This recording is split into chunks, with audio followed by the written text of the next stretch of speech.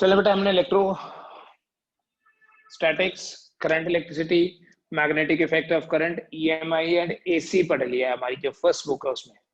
ठीक है, we are going to start new unit today. It is the last unit in your first book. This unit is electromagnetic waves. This is unit number 5. ठीक है, and in this unit हम बात करेंगे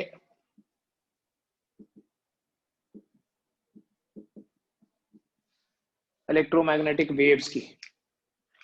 क्या होती हैं इलेक्ट्रोमैग्नेटिक वेव्स, किस तरह से जनरेट होती हैं और क्या इनके एप्लीकेशंस हैं, वो सब इस चैप्टर में आएगा. बट सिलेबस के पॉइंट ऑफ व्यू से this chapter will give you 3 marks.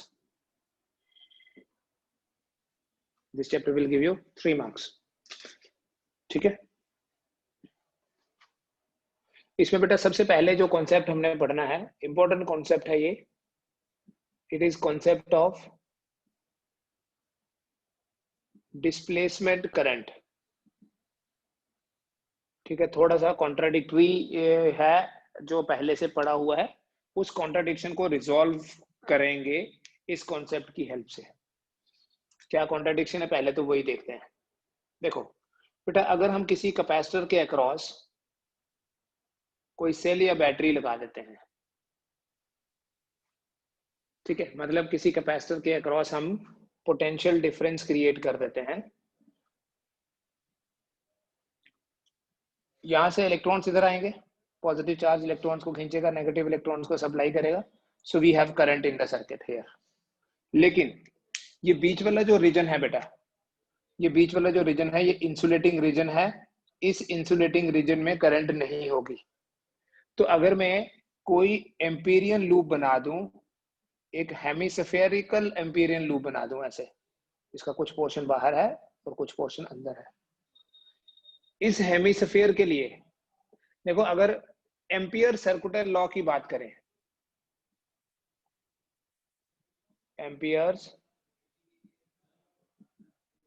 Circular law की बात करें, तो हम ये बोलेंगे B dot DL is equal to mu 0 I.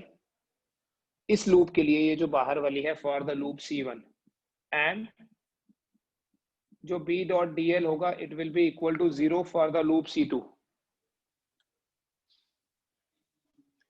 B dot DL will be equal to 0 for the loop C2, क्योंकि इस पोर्शन में तो I करंट फ्लो कर रही है, यहां करंट नहीं है.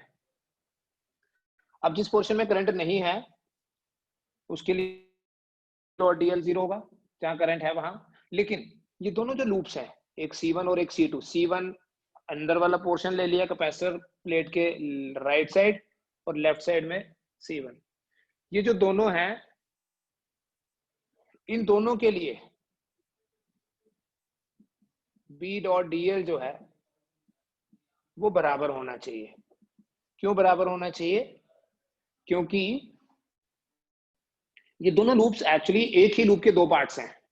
और वी कैन से अगर ये दोनों लूप्स इंडिपेंडेंट भी हैं, इवन ये दोनों लूप्स एक दूसरे के बिल्कुल पास पास हैं, तो जब ये दोनों लूप्स पास पास होंगी तो इनका लेफ्ट साइड जो है इक्वेशन का बराबर हो गया, तो राइट साइड तो डिफरेंट है. ठीक है, इसलिए होना ऐसा चाहिए, बट ऐसा है नहीं. जैसे मैं अगर बोलूं x equal to 2 and x equal to 0, this is not possible, because x या तो 0 हो सकता है या 2 हो सकता है. राइट. अब इन दोनों में से कौन सी इक्वेशन करेक्ट है वो जस्टिफाई एम्पियर सर्कुलर लॉ के बेसिस पे तो हम नहीं कर सकते. एम्पियर सर्कुलर लॉ तो दोनों के लिए करेक्ट है, हमने इनफैक्ट एम्पियर सर्कुलर लॉ को प्रूव भी किया है. Right. So this there is some kind of incompleteness, there is some kind of ambiguity, there is some contradiction, there is some contradiction in Ampere's circular law, and this was resolved by Maxwell on the basis of, this is important now, on the basis of concept of displacement current.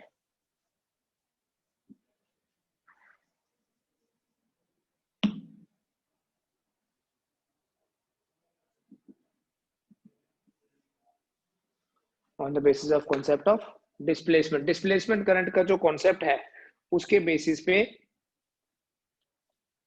हम इस ambiguity को resolve करेंगे, जिसकी वजह से ये contradiction आ रही है कि कैपेसिटर की चार्जिंग की जब बात कर रहे हैं, मैं फिर से बता रहा हूं बेटा क्या एम्बिग्युइटी है। जब हम किसी कैपेसिटर का चार्जिंग लेते हैं, जब हम किसी कैपेसिटर के अक्रॉस डीसी सप्लाई लेते हैं, तो in between the plates of capacitor जो खाली जगह है, चाहे वहां पर एयर है या कोई मीडियम है, वो मीडियम कभी भी कंडक्टिंग मीडियम नहीं होता, that is always a dielectric medium. तो उस डाइलेक्ट्रिक मीडियम में तो करंट फ्लो नहीं करती, तो फिर एम्पियर सर्कुलर लॉ में बी डॉट डीएल वहां तो जीरो ही आएगा, बिकॉज करंट ही नहीं है। लेकिन अब देखो एक प्रैक्टिकल ऑब्जर्वेशन क्या है। अगर एक कैपेसिटर ले लिया जाए और इस कैपेसिटर के साथ एक बल्ब लगा दें, यहां एक डीसी का सोर्स लगा दिया मैंने, सो द क्वेश्चन इज क्या ये बल्ब ऑन होगा?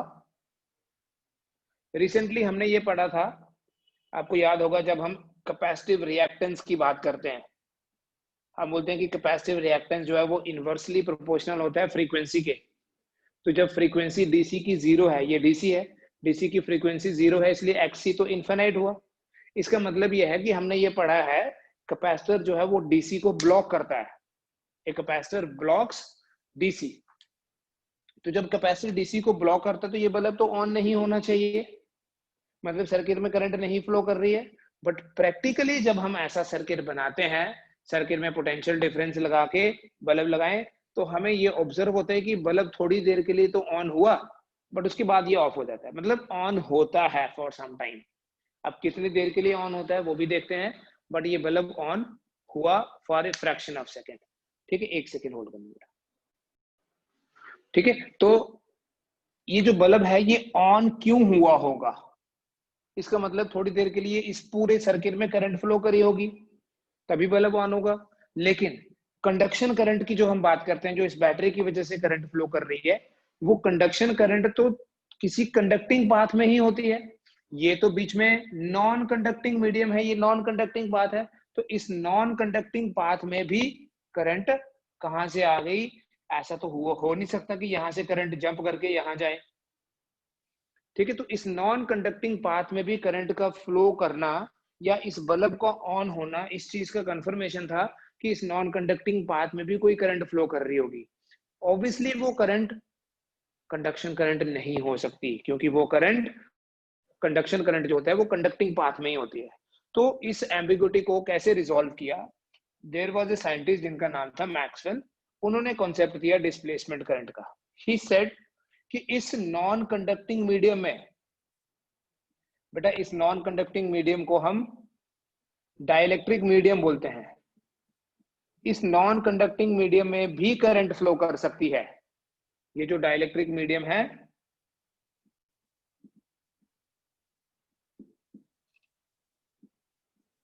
इस डाइलेक्ट्रिक मीडियम में भी करंट फ्लो कर सकती है, बट ऑब्वियसली वो करंट कंडक्टिंग करंट नहीं हो सकती, क्योंकि नॉन कंडक्टिंग मीडियम में इलेक्ट्रॉन्स का कंडक्शन नहीं होता है।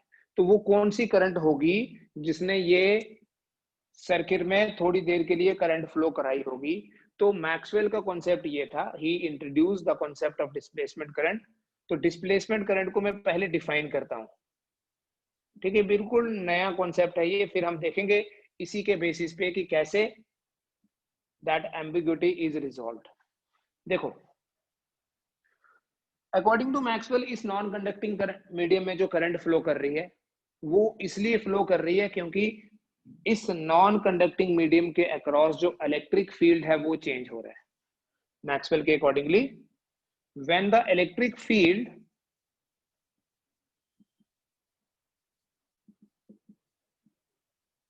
across a non-conducting medium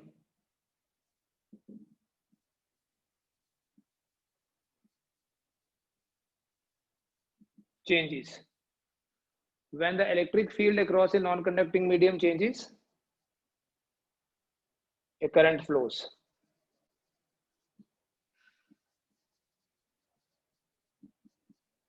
In this non-conducting medium,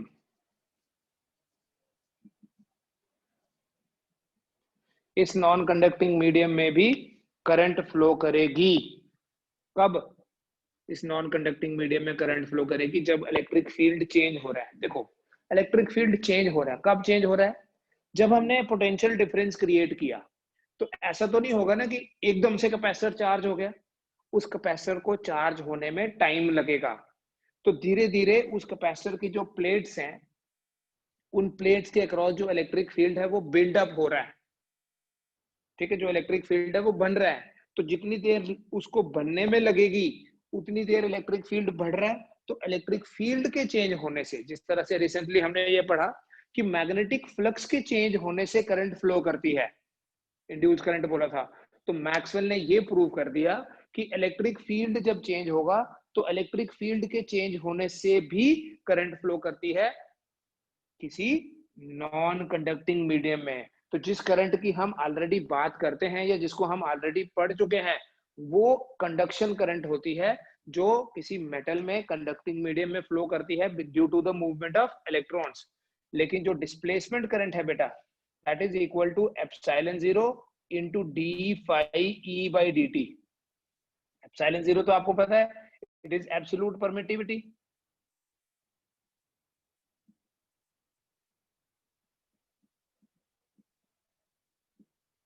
epsilon 0 is absolute permittivity. लेकिन जो फाई ई है, ये फाई ई है इलेक्ट्रिक फ्लक्स। फाई ई क्या है? इलेक्ट्रिक फ्लक्स है।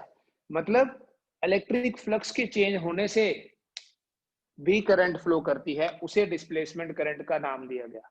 जब इलेक्ट्रिक फ्लक्स किसी नॉन कंडक्टिंग मीडियम में इलेक्ट्रिक फ्लक्स जब चेंज होगा तो फ्लक्स के चेंज होने से उस नॉन कंडक्टिंग मीडियम में भी करंट फ्लो करेगी, which is called as the displacement current.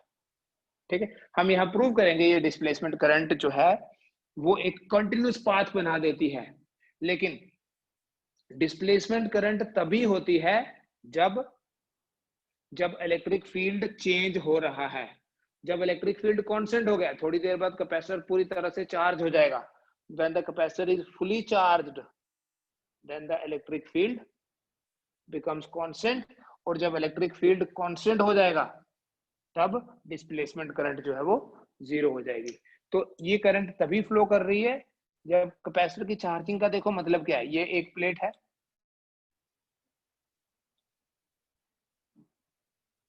ये दूसरी प्लेट है कैपेसिटर की। अक्रॉस दीज प्लेट्स हमने इलेक्ट्रिक फील्ड क्रिएट किया, पोटेंशियल डिफरेंस क्रिएट किया। तो इधर से इलेक्ट्रॉन्स आए, पॉजिटिव पॉजिटिव पॉजिटिव, तो धीरे धीरे आएंगे इलेक्ट्रॉन्स। तो जितना टाइम इस कैपेसिटर को चार्ज होने में लगेगा, मतलब जितनी देर में यहाँ इलेक्ट्रिक फील्ड यूनिफॉर्म हो जाएगा, उतनी देर के बाद उतनी देर तक करंट फ्लो करेगी। जब ये इलेक्ट्रिक फील्ड हो गया maximum, then the current will become zero. Therefore हम ऐसे बोलते हैं डिस्प्लेसमेंट करंट है तो epsilon 0 into d by D T of phi ई।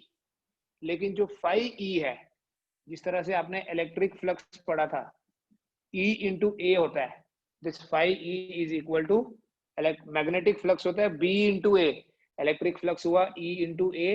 तो बेटा आई डी आएगा epsilon 0 into d by D T of E into A. A is area of each plate, so it is equal to epsilon 0 A into d by D T of E। Electric field आपको पता है बेटा, इस reason में electric field का क्या formula है? Epsilon 0 by E sigma by epsilon 0, so it is equal to q by epsilon 0 into a. It means हम ये बोल सकते हैं that id equal to epsilon 0 a into d by dt of, in place of e we can write q by epsilon 0 into a. आपके सामने ये epsilon 0 a cancel हो जाएगा, so id will be equal to dq by dt। और ये जो dq by dt है, इसी dq by dt को here dq by dt को ही तो हम करंट बोलते हैं I। तो I D is equal to I, मतलब जो मैग्नीट्यूड है डिस्प्लेसमेंट करंट का, that is same as that of conduction current.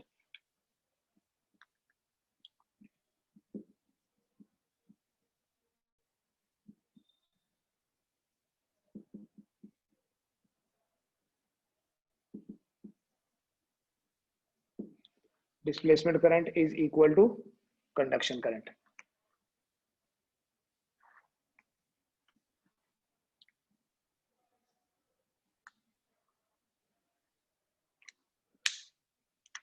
इसलिए जो मॉडिफाइड फॉर्म है बेटा, modified form of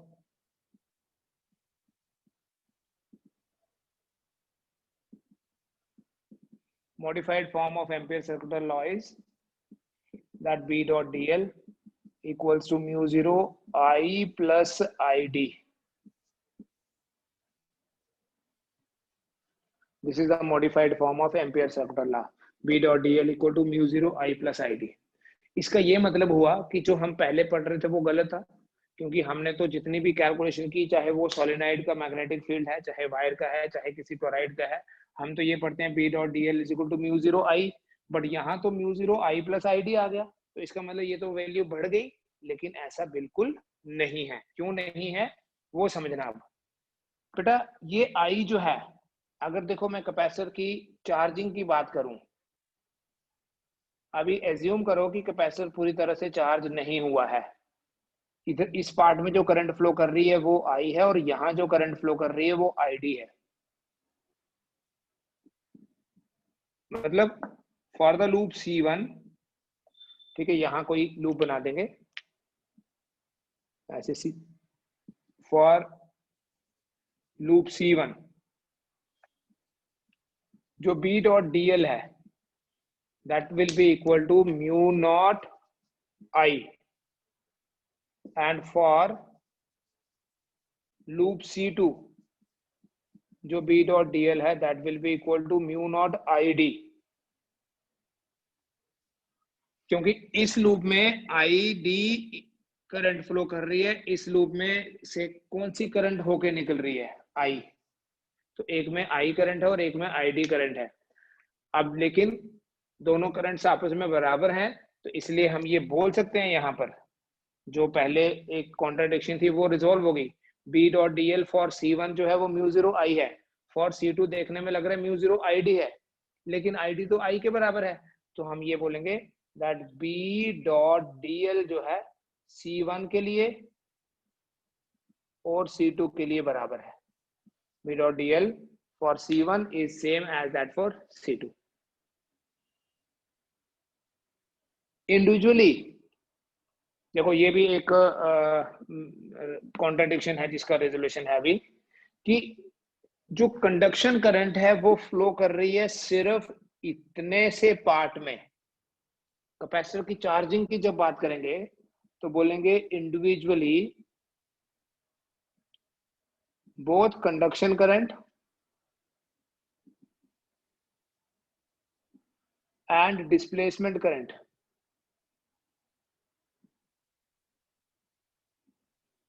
are discontinuous।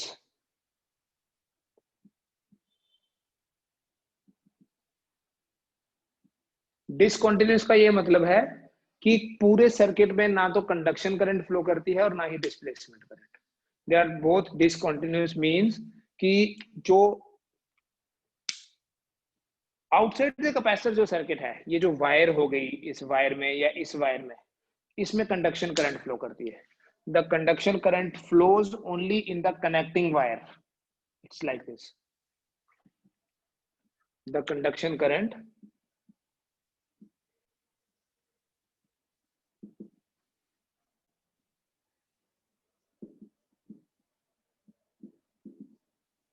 flows only in the connecting wires, while the displacement current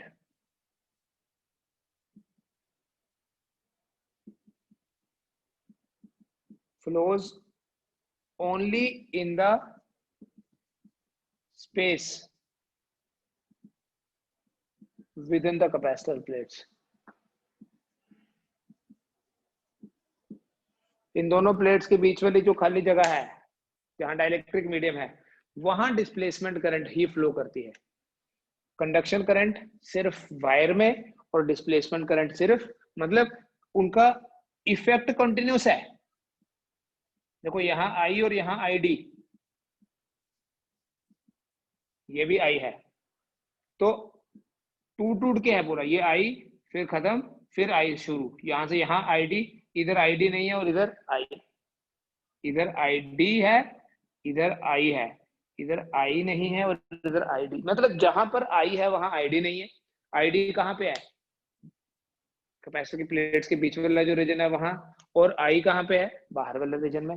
तो दोनों करंट साइमल्टेनियसली नहीं हो सकती, इसलिए जो ये हमारा इंटीग्रल है कि B dot D L equal to mu naught I plus I D, ये जो इंटीग्रल है ये बढ़ा नहीं अभी, मतलब बी डॉट डी एल जो है वो अब पहले से ज्यादा नहीं है, अभी भी उतना ही है, बिकॉज जहां आई होगा वहां आई डी नहीं होगा, तो खाली आएगा म्यू जीरो आई, और जहां आई नहीं हुआ वहां आई डी होगा।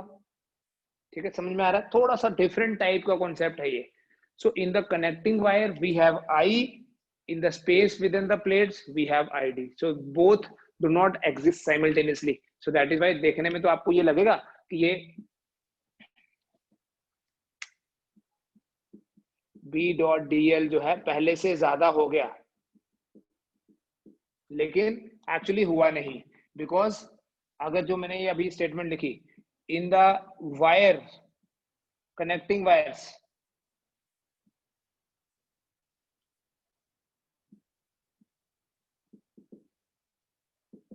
id is equal to 0, therefore b dot dl is equal to mu naught I, connecting wire में id equal to 0, and in the dielectric I equal to 0, so जब I 0 होगा तो b dot dl होगा mu naught id, so that would be equal to mu naught I। ठीक है, id जो है वो I के बराबर है, वो हमने प्रूव कर दिया। दोनों की दोनों करंट्स इंडिविजुअली डिसकंटिन्यूअस है, but they produce a continuous effect.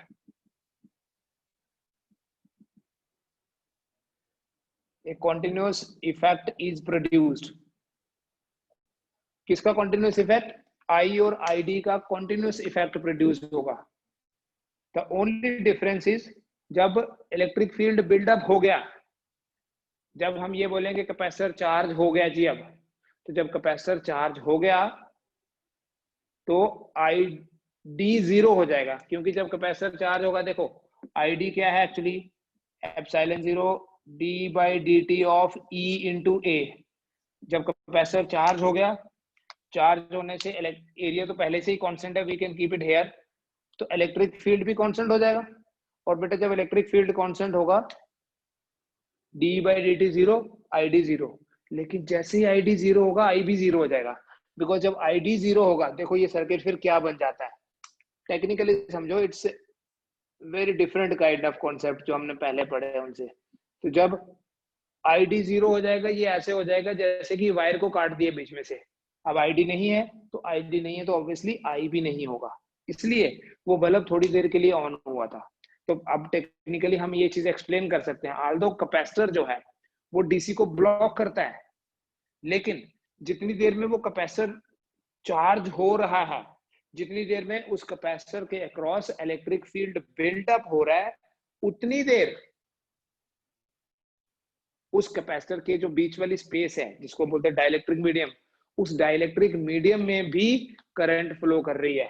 That current is not due to the motion of electrons, basically that current is due to the change in electric field, और उस electric field के change होने से जो current flow करती है उसे हम डिस्प्लेसमेंट करंट बोलते हैं। मैं समराइज करूंगा इसको कि with in the dielectric medium, with in the non conducting medium, जब इलेक्ट्रिक फील्ड चेंज होता है तो उस नॉन कंडक्टिंग मीडियम में भी करंट फ्लो करती है। ठीक है, बिल्कुल रिवर्स है ये इलेक्ट्रोमैग्नेटिक इंडक्शन का। हमने इलेक्ट्रोमैग्नेटिक इंडक्शन में क्या पढ़ा कि जब मैग्नेटिक फ्लक्स चेंज होगा तो इलेक्ट्रिक करंट प्रोड्यूस होती है। अब ये क्या है कि जब इलेक्ट्रिक फ्लक्स चेंज होगा तो भी इलेक्ट्रिक करंट प्रोड्यूस हो सकती है। ठीक है, change in either field produces the current. ठीक है, तो ये डिस्प्लेसमेंट करंट का कॉन्सेप्ट है कि ID equals to epsilon 0 into d by D T of phi E. ठीक है, और ये फाई ई क्या है, फाई बी था magnetic flux, phi E is electric flux. Therefore finally हमारे पास ये रिजल्ट है, ये कंक्लूजन है that B dot D L Maxwell's law बोलते हैं, या इसको बोलते हैं modified form of ampere circular law. It is equal to mu naught times I plus epsilon 0 d phi e by dt. I plus id, id की जगह ये लिखा है, ठीक है। We can also write it as it is equal to mu naught I, देखना जहां ध्यान से क्या बनने वाला है, into mu naught epsilon 0 into d phi e by dt। कुछ नहीं किया, इस म्यू 0 को हम अंदर ले गए, ठीक है। अगर हम कोई कंडक्टिंग मीडियम लेंगे ना, उस कंडक्टिंग मीडियम में ये चीज नहीं होगी, तो उसके लिए तो खाली बी डॉट डी एल क्या आएगा, म्यू नॉट आई। और कोई नॉन कंडक्टिंग मीडियम लेंगे, उसके लिए ये चीज नहीं होगी, तो ये आएगा। तो कैपेसिटर ही एक ऐसे एग्जांपल है जिसमें आपके पास outside the capacitor conducting medium है, inside the capacitor you have non conducting medium. अब यहाँ बेटा ये मॉडिफाइड फॉर्म है एम्पियर सर्कुलर लॉ की, यहाँ कॉन्सेंट्रेट करिए। यहाँ आपको एक टर्म दिख रही है म्यू नॉट इंटू एप्सिलॉन 0। बेटा जो स्पीड ऑफ लाइट है, अभी इलेक्ट्रोमैग्नेटिक वेव्स में यही पढ़ेंगे हम, अभी स्टार्ट नहीं किया मैंने वेव्स, ये ब्रीफ इंट्रोडक्शन है। जो स्पीड ऑफ लाइट है that is related to permeability and permittivity with this formula. So c square जो है that is 1 by mu 0 epsilon 0। तो म्यू 0 एप्सिलॉन 0 को क्या बोल सकते हैं, 1 by c square. That is why b dot dl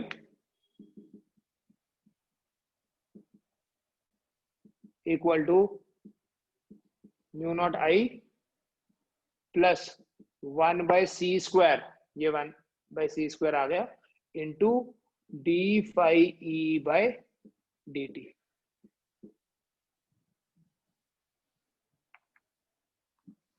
ठीक है, this is called as ampere Maxwell law.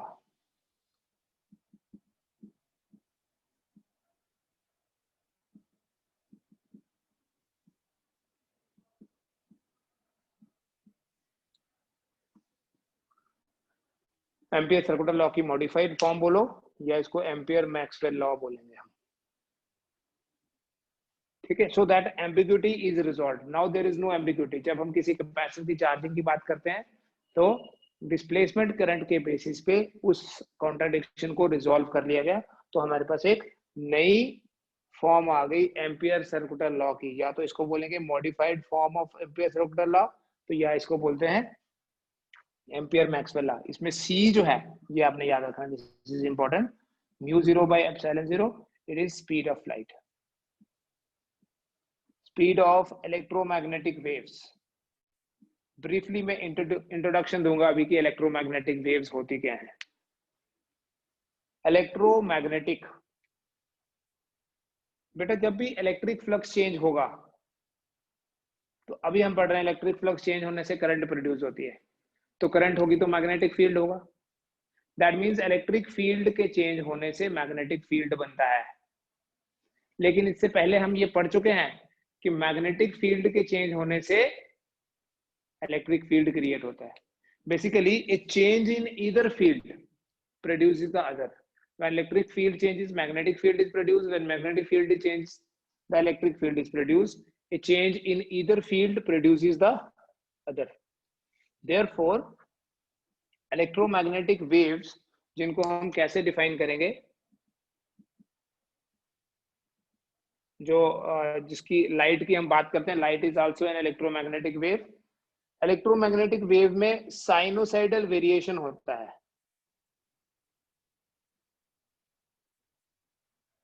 किसका? ऑफ इलेक्ट्रिक एंड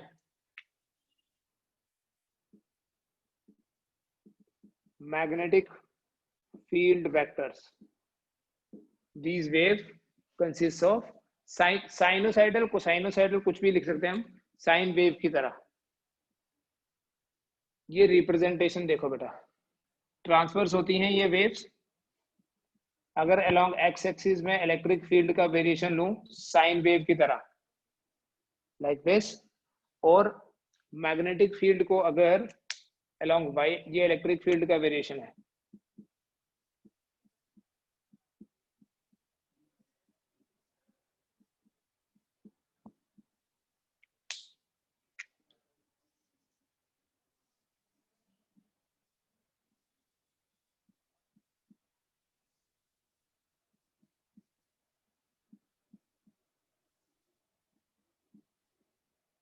ये बी आ गया और ये आ गया, ये ऐसे नहीं बना देना आपने, ये this is Z axis, this is wave propagation. Electromagnetic waves में साइनोसाइडल वेरिएशन होता है, साइन वेव की तरह वेरिएशन होता है इलेक्ट्रिक और मैग्नेटिक फील्ड्स का। Both these fields are perpendicular to each other. जो इलेक्ट्रिक फील्ड है that is along Y axis, जो मैग्नेटिक फील्ड है वो जेड एक्सिस में है, और वेव का जो प्रोपोगेशन हो रहा है that is perpendicular to both, that is along Z axis. तो इलेक्ट्रोमैग्नेटिक वेव जो है they consist of sinusoidal variation of electric and magnetic field vectors. These vectors are perpendicular to each other and the propagation of wave takes place in a direction which is perpendicular to both. Electromagnetic waves basically transverse wave होती हैं. These are transverse wave and in free space उनकी जो speed है उसे हम c से represent करते हैं and we write 3 into 10 raised power 8 metre पर सेकेंड। ठीक है, ये थोड़ा सा आज देख लीजिए डिस्प्लेसमेंट करंट वाला कॉन्सेप्ट। तो इलेक्ट्रोमैग्नेटिक वेव्स का हम कल स्टार्ट करते हैं एंड